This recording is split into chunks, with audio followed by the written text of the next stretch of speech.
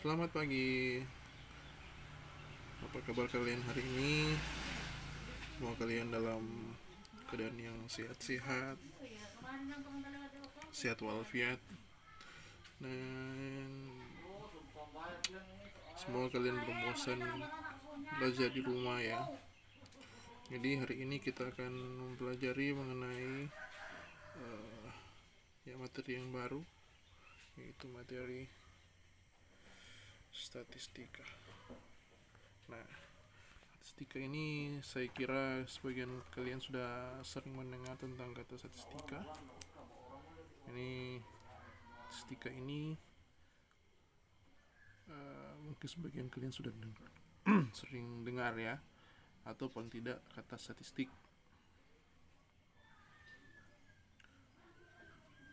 Statistik. Ini kalian sudah sering mendengar kata statistik ataupun statistika. Ini kalian sudah sering mendengar statistika.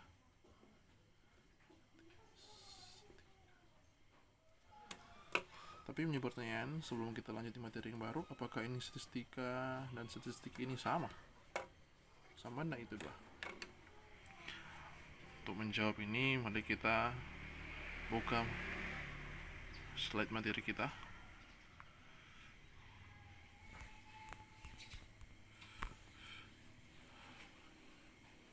Jadi ada perbedaan ya antara apa itu statistik maupun statistika. Kalau statistik itu kumpulan data dalam bentuk angka-angka dan non-angka atau ukuran karakteristik pada sampel.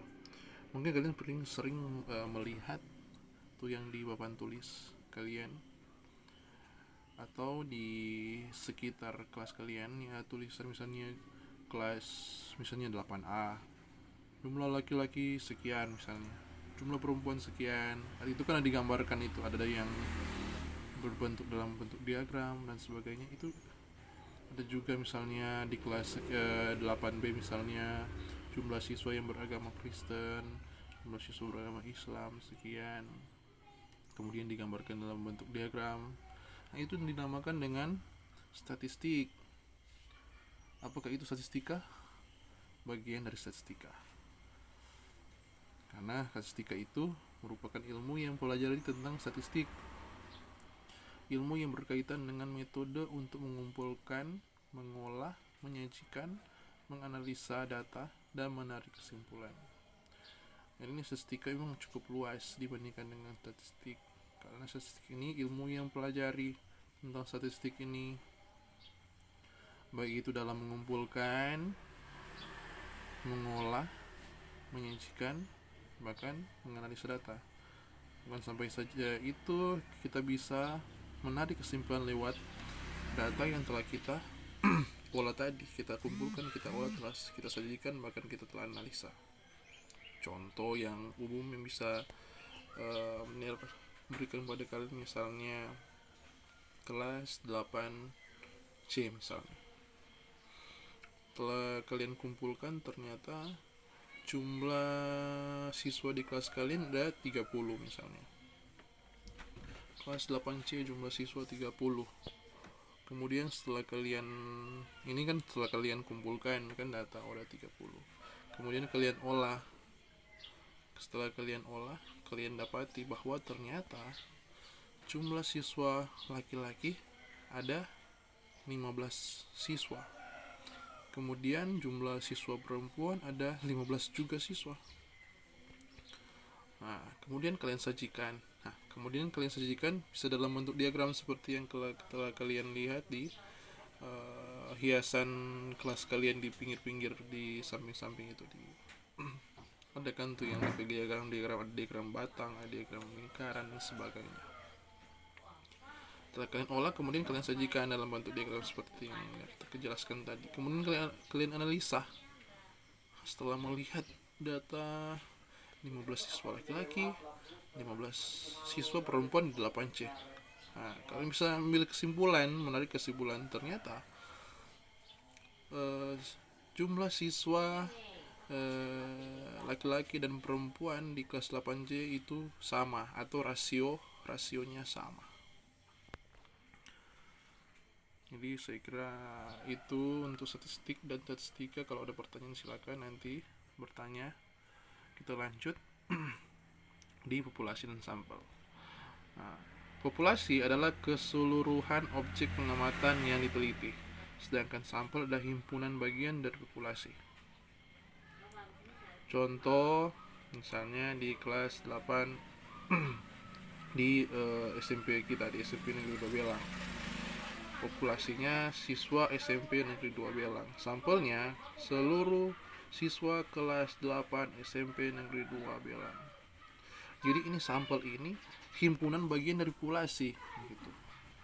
Kalau kita ada populasi misalnya semua siswa di SMP Negeri 2 Belang, ya sampel ini kita cari saja yang sebagian, misalnya seluruh siswa kelas 8, atau kita ambil seluruh siswa, sampelnya itu seluruh siswa kelas 9, ataupun misalnya kita ambil seluruh siswa, sampelnya seluruh siswa kelas 7 SMP Negeri 2 Belang. Atau misalnya populasi siswa SMP Negeri 2 Belang, kita ambil sampel misalnya seluruh siswa laki-laki SMP Negeri 2 Belang gitu. Jadi himpunan bagian dari populasi. Oke, kita lanjut. Data dan ukuran pemusatan data. Jadi ini merupakan keterangan yang diperlukan. Data merupakan keterangan yang diperlukan untuk memecahkan suatu masalah atau gambaran mengenai suatu keadaan. Nah, data dibagi menjadi dua jenis. Data yang diperoleh dari pengamatan sifat suatu objek, contoh golongan darah, pekerjaan. Kemudian data yang diperoleh dari hasil pengukuran berupa bilangan. Kita ukur contoh berat badan, jadi kita ukur pakai meteran. Umur kita ukur lewat usia kita. Banyak anggota keluarga kita cacak, anggota keluarga kita ada berapa gitu. Biasanya dengan golongan darah, golongan darah misalnya dengan darah ada sekian banyaknya misalnya. Atau pekerjaan petani untuk orang tua siswa di kelas 8D misalnya ada sekian begitu.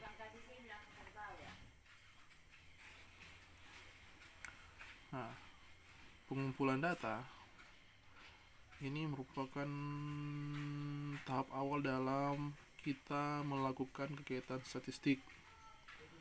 Jadi mengumpulkan data. Adapun dalam mengumpulkan data ada 3 cara. Pertama mencacah, kedua mengukur, kemudian ketiga mencatat data dengan turus. Pengumpulan data mencacah itu pengumpulan data dengan cara mencacah, ialah mengumpulkan data, memberi aba-aba kepada para objek data, mengangkat tangan sesuai aba-aba, kemudian mengumpulkan data, membilang, menghitung banyak objek data yang mengangkat tangan. Kita catat satu-satu begitu. Kemudian ada mengukur. Pengumpulan data dengan cara mengukur yaitu mengumpulkan data, mengukur para objek, kemudian memasukkan hasil pengumpulan tersebut ke dalam daftar. Ketiga, mencatat data dengan turus. Mengumpulkan data dengan cara turus ialah pengumpulan data dengan menggunakan daftar isian atau kuesioner yang diisi oleh objek data. Kemudian ada ukuran pemusatan data. Ukuran pemusatan data yang kita akan pelajari di sini yaitu pertama mean atau rata-rata. Rata-rata atau disimpulkan dengan X bar. X bar itu yang X garis di atas itu sama dengan jumlah semua nilai data per banyaknya nilai data. Atau ada disimpulkan di sini sigma XI, di mana I ini sama dengan 1 atau nilai awalnya sama dengan 1 sampai ke N per N atau banyaknya data. Contoh nilai rata-rata dari 6 9 7 6 8 7 adalah titik-titik. Jadi terang dan memiliki data ada 6, ada 26, 9, kemudian 7, ada 6 juga lagi, 8, 7. Kita akan hitung.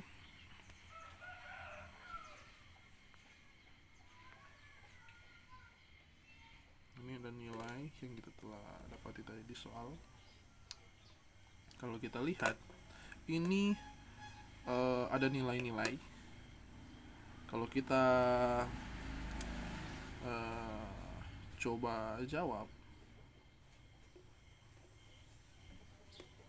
kita dapati bahwa jumlah, kalau kita pertama kan X bar atau rumus dari min atau rata-rata sama dengan sigma XI, di mana I sama dengan 1 sampai ke N per banyaknya data. Oke. Kalau kita lihat di sini, ternyata N-nya itu sama dengan, kalau kita hitung ya, 1, 2, 3, 4, 5, 6, 7. Ada 7 data di sini.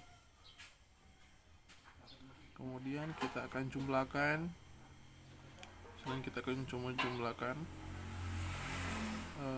XI, atau kita jumlahkan semua anggota-anggota ini.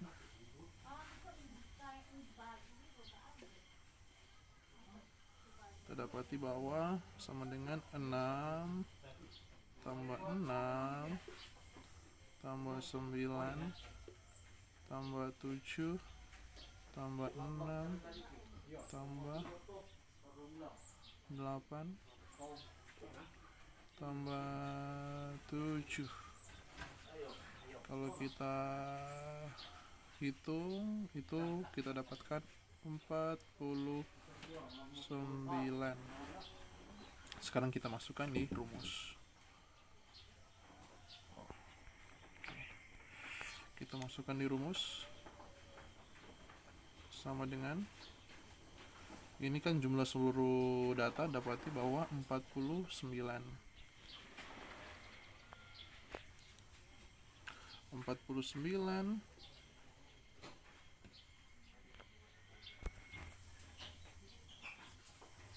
49 per berapa jumlah anggota? Ada 7. Sehingga kita dapati 49 bagi 7 sama dengan 7. Sehingga kita dapati bahwa minnya atau jadi rata-rata nilai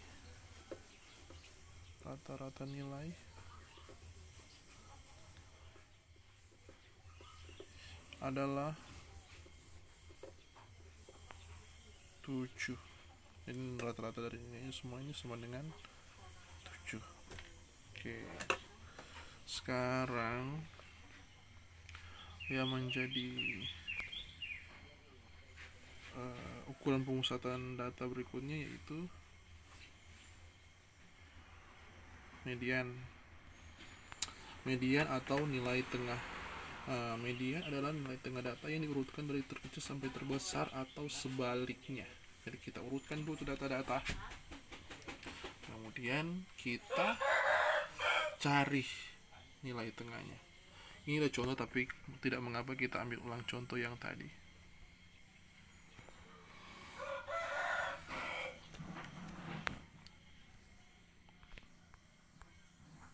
Jadi kita ambil contoh yang tadi. Ini ada berapa? Ada 7. Ada 7 data. Median kita lambangkan dengan ME. Median kita lambangkan dengan ME. Kalau kita perhatikan, ini 6.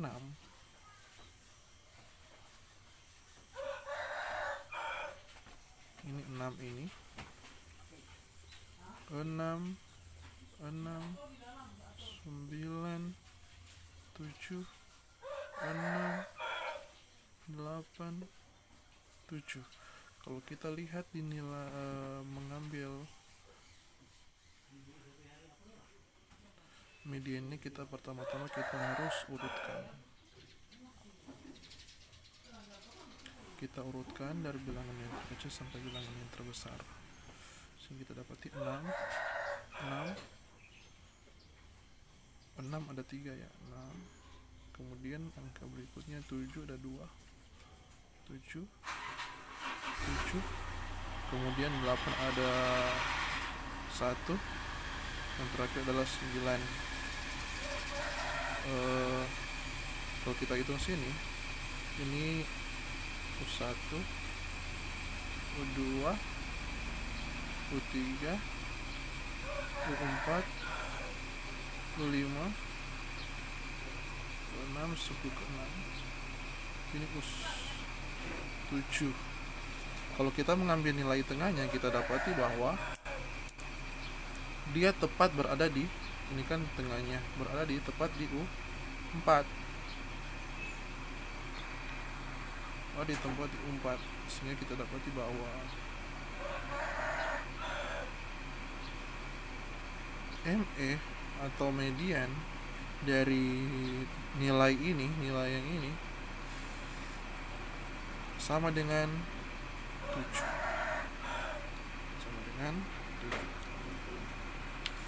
Kemudian ini kalau seandainya banyaknya data yang kita temukan ganjil. Bagaimana kalau seandainya datanya berupa nilai genap? Misalnya ini ternyata jumlah datanya itu ada 10. Tadi kan 7 ganjil. Nah, ini genap. Pertama, ini kan ada data di atas, kita urutkan lagi. Jadi 3, 4, 5, 5, 6, 6, 7, 8, 9, 9. Ternyata nilai tengahnya itu berada di antara suku ke-5 dan suku ke-6. Dimana suku ke-5 dan suku ke-6 itu adalah nilai 6 dan 6. Sehingga untuk mendapatkan nilai tengahnya itu kita jumlahkan 6 tambah 6 dibagi dengan 2, dibagi 2. Karena kita akan cari nilai tengahnya kan. Kita dapatkan bahwa 12 per 2 sama dengan, nah ini salah. Di slide ini salah, tapi 12 per 2 sama dengan 6. Seperti ini.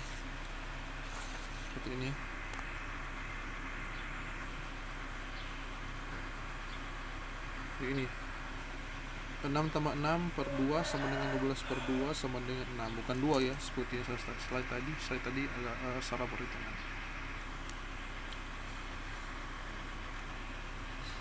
Demikian untuk median. Kemudian kita lanjut di modus. Nah, modus ini adalah data yang paling banyak muncul. Contoh, ada data 8, 6, 6, 7, 5, 10, 9, 7, 5, 7.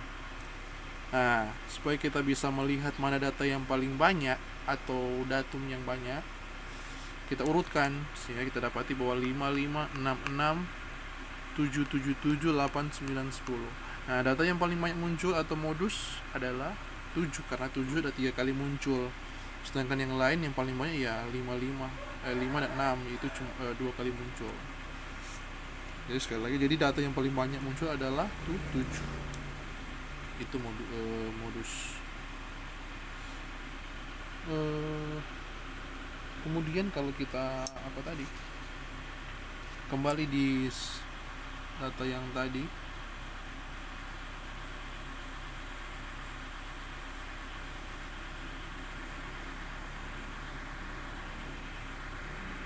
kalau kita lihat di data yang ini yang pertama 6, 6, 9, 7, 6, 8, 7.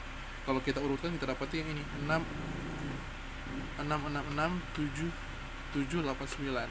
Kalau kita cari mana yang modus, mana kira-kira yang menjadi modus. Nah, modus dilambangkan dengan MO. Karena kita lihat yang paling banyak muncul adalah angka 6 sebanyak 3 kali, sehingga modusnya adalah 6. Jadi modusnya adalah 6. Angka yang paling banyak muncul atau data yang paling banyak muncul. Saya kira demikian untuk materi hari ini. Sampai jumpa. Jangan lupa jangan keluar rumah, tetap standby di rumah aja. Selamat pagi.